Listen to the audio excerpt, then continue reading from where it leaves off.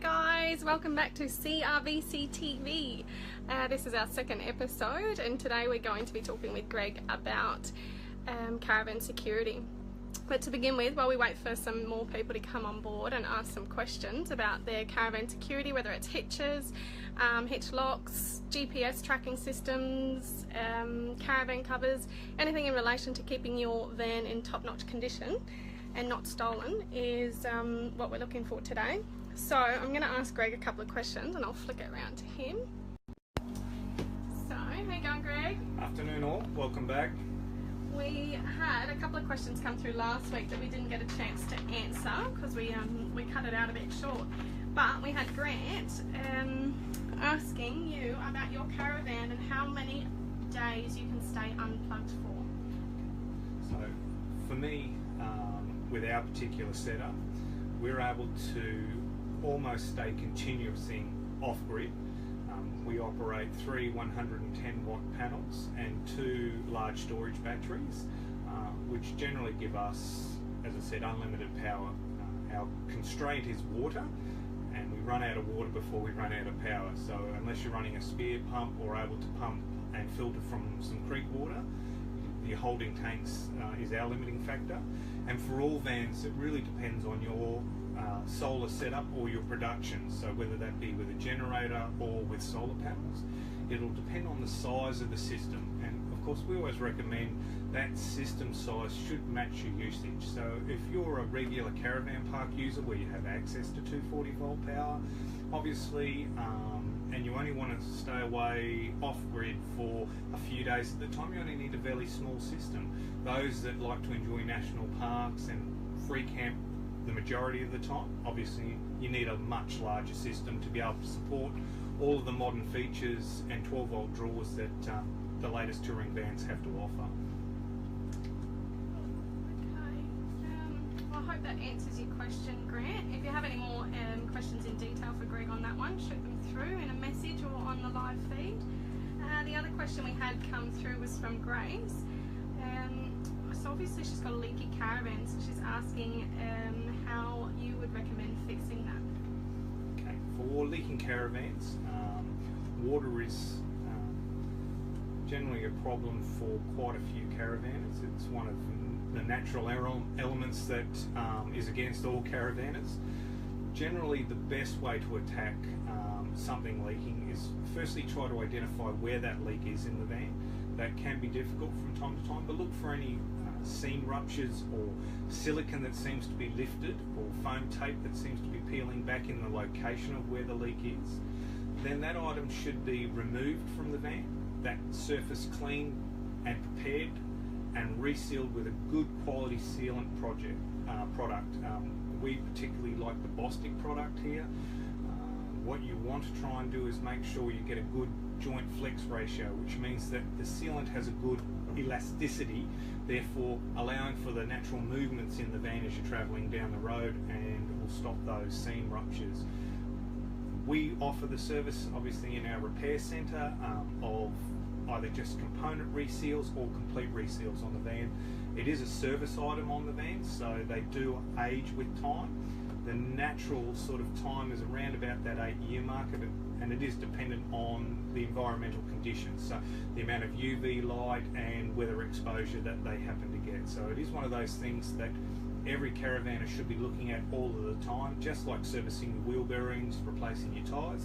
All of the seals and seams on the van should be regularly maintained. This is an important thing, guys. It's one thing that we repairers see all the time here is wood rot, so I think take that information from Greg on board. Okay, so that was the questions from last week. Now we will move on to Caravan Security. So we might have a little chat to begin with about behavioural deterrence, so a bit of common sense with caravans and how you can keep your caravan safe. Yeah, look, obviously the first thing to do is park your caravan in a location that is secure, whether that be in a gated premise or chained up. Certainly they are becoming a high value asset, so they are attractive to thieves. So you certainly don't want to leave them just unhitched and unattended out on a road, because they're easily hitched up and taken. And obviously can be modified and resold. So you want to take precautions there. Be responsible about where you park it and what sort of security you're planning for your caravan, whether that be the night before you're travelling and you're all packed up and you want to go. So maintain it hitched to the vehicle per se, well locked and chained up. As we've just discussed, there are a lot of other deterrents that you can purchase, aftermarket products that help secure the van against theft. Okay, and tracking devices. I know this is something that's really coming on the market more and more. We're seeing more of lately. What's your experience with GPS tracking on your caravans? Look, GPS tracking of caravans is a new technology. It's a great technology. They use GPS locations which are available fairly much anywhere in Australia these days and globally. You're able to fit one of these little units, and they're very, very concealed little units. They will track your van if it happens to be stolen. You're able to pinpoint its location and, with the help of the authorities, return it fairly quickly. They also have some great features inbuilt in the trackers that keep a track of mileage. So I personally run a Black Knight unit that will tell me every time I've done 10,000 kilometres, and it alerts my local repairer that my van is due for service. So I'll get a courtesy call saying you've done 10,000 Ks and your van's ready for service. So you're able to keep a track of how the maintenance is done on the van, which can often be very difficult with a modern caravan because it's not always behind your car. So you can lose track of how many kilometres it's travelled since its last service. It also allows you to see where you've travelled, what average speeds you've done, and where in the country. So you've got very quick access to a lot of information about how you travelled, where you travelled. You're also able to set up things known as geofences, which is like a virtual gate yard. And if your van moves out of that location, so you can set a perimeter, say 5 metres. If your van was to move outside of that perimeter set, it will send a GPS alert that your van has moved. So you're instantly aware. Normally they come to a smartphone or a location. You're instantly alerted then that your van may be being moved by someone unauthorised, and you're able to make contact again with the authorities quite quickly and actively track where it is and hopefully have it recovered without any damage. These units are very, very cheap to install. You can do them DIY or have them professionally fitted with a service such as ours. So we've got a fair few people coming on board now. Guys, shoot through any questions you have. We may have a little chat about Hitch Locks. Do you have any preference on Hitch Locks, Greg? I don't have any particular preference on Hitch Locks other than a good quality hitch lock. There are a lot of aftermarket products in Hitch Locks. Again, they're an excellent deterrent for stopping people, moving the van unauthorised. Quite a few insurers do have preferences, so it certainly pays to contact your insurer, and it's the same with the GPS trackers. A lot of the insurers will offer you a rebate on your policy for having them fitted, because obviously the van is a lot safer and therefore their risk of a claim is reduced. So they do offer discounts for those having good quality hitch locks fitted. So as I said, there are some very recognised products in the market, but then there are quite a few other brands out there which will do just the same job just as effectively. And you can either use hitch locks or wheel locks. So there are a couple of different combinations that you can use. And you can still use the good old-fashioned padlock with a heavy-duty chain. What you're trying to do is deter your van from being taken. We've had a good question come from Talia on this note. She is asking your recommendation on the most effective deterrent, be it a hitch lock or an alarm system. Look, a hitch lock is probably the most effective deterrent because you're actually stopping them physically taking your van. The GPS trackers, whilst they'll track your van, it's physically being taken, and obviously it's at risk then of having damage done or having items taken from it should the authorities not get there as quick as you would like them to. So I would certainly say a hitch lock is the first line of defence, and then use your other forms of defence from that point. What about security alarms? Security alarms are another good one. I have seen a few people fitting them as personal devices. Again, like in the automotive industry, they certainly deter people from taking your product. They also give you, in some cases, a little bit of personal protection. Some locations are quite remote and people get a little bit worried about being in a location where they may potentially, have some undesirable come up to the van. I've got one client who has actually a video system fitted at his doorway so he can see who's outside of his caravan at night, should he be worried about who's prowling around the outside of his caravan. I think that's a great idea with a lot of solo travellers heading around the country at the moment. It's a big, I think there's Facebook groups out there just for solo travellers, so that's a good thing for people to think of. If you're out there on your own, you don't want to open up the door to anyone. Okay, so let's get away from theft and security. There's other ways that our vans can be damaged. One that we see very often in here is hail. What is your opinion on protecting your van for hail, Greg? Okay, certainly, again, there's a few ways of protecting your van from hail. Ideally, one of the best forms is in a solid shed. Now, that's not always possible for every customer. There are some really good quality covers out there, hail-safe covers, which will give you good protection. Now, they won't always protect against all size of hail. Some of the storms we've seen, particularly over the last storm season, they're cricket ball to grapefruit size hail, and unfortunately even solid roof sheds suffer from that sort of storm damage. So in those instances it is a little bit difficult to stop every bit of damage. But your light to medium hail, a good quality hail safe cover is a great way of protecting the van, or under a shady shed to stop a little bit of the UV light, and then of course any of the light hail that may be about. I've just had Grace come through.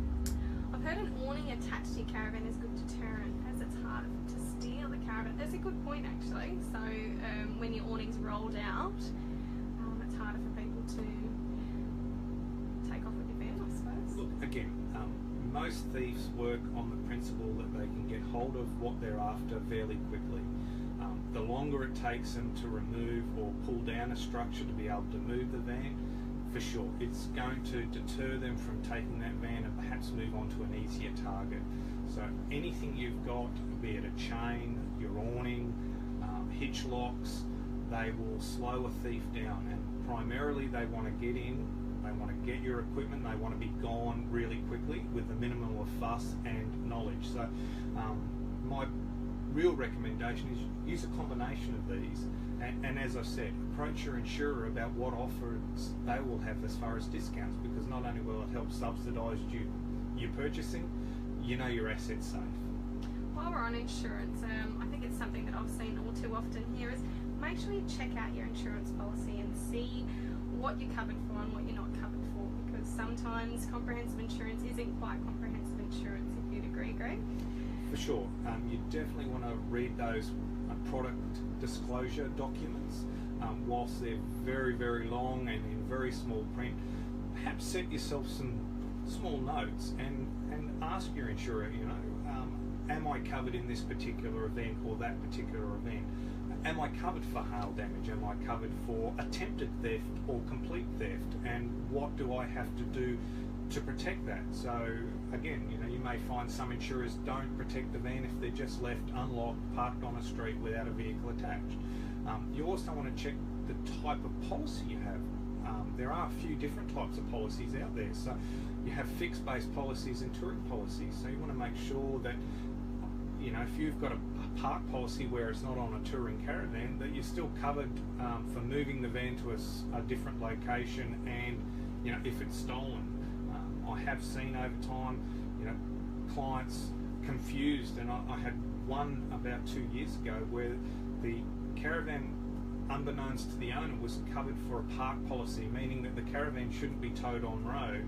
He was touring around Australia and a semi-trailer took out the side of his caravan, and of course that left him uninsured because the insurer said, well, you had a park policy, which means you should have been parked and at a fixed location, and he was touring. So it is very important to read and understand the policies that you've taken out and what they cover. I've got another question come through from Jamie, and how good are the ADCO caravan covers? So obviously we talked about the hail covers. Do you have a bit of a comparison between your standard weather cover and a hail cover? For sure. Look, the ADCO covers are a very good cover. They're a very reasonably priced cover. They will offer you some protection to light hail.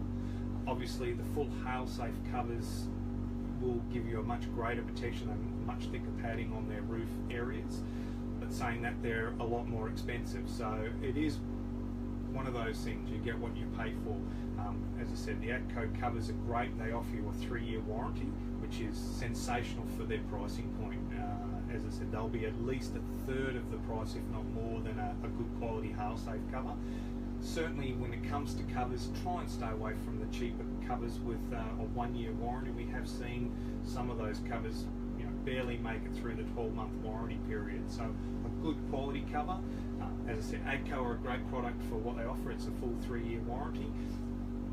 From that you go into your custom covers, like your hail safes and custom covers. You know, you'll pay about 3 times the price, but they'll last you for at least 3 to 4 times the length of time. And again, they offer not only great protection from hail, but UV light, which is one of the biggest enemies these days. It ages all of your plastics, your sealants, your fittings and fixtures on the van, all age due to sunlight. So as much sunlight as you can keep off the van when you're not using it, the longer those items are going to last, and these are very expensive assets, so you really want to look after them. Okay. One more question on covers, and if you guys have got anything before we sign out, shoot them through. We get this question all the time when people are looking at caravan covers. Will a caravan cover fit if I have an air conditioning, solar panel or antennas on the roof? So these are obviously not custom made, but just purchased ADCO chemical covers. It's a great question. The covers are generally all generic, so they're built for a range of sizes. They are built to take into account those that would have air conditioners, solar panels, antennas and other fittings on their roof, even satellite systems on their roof. One thing to bear in mind with those covers, any sharp edges, such as the corner of solar panels, you really want to protect them. Now, a good cheap way of doing it is with pool noodle type material. It's very easy to fit, very cheap to fit, and it'll protect the cover from tears. Your air conditioners are generally rounded, so again they don't pose much of a problem to a caravan cover, but as far as the size goes, they're generally generous enough to cover all of those areas, and as I said, they come in a range of sizes to fit vans between a certain size ranges. So an 18-foot van, a 19 to 22 foot cover might fit that. A 23 foot van will be a 21 to 24 foot cover. So they are generous in their sizes and are designed to complement any fittings that you may have on the van generally. Yeah, that's something we've had a few scenarios with the ADCO caravan covers and similar covers alike, that people tend to go for a larger cover. That's something that I would strongly suggest. Try and get as close to the fit of your caravan cover as possible. Don't try and fit in all your bumper bars and your spare wheels at the back.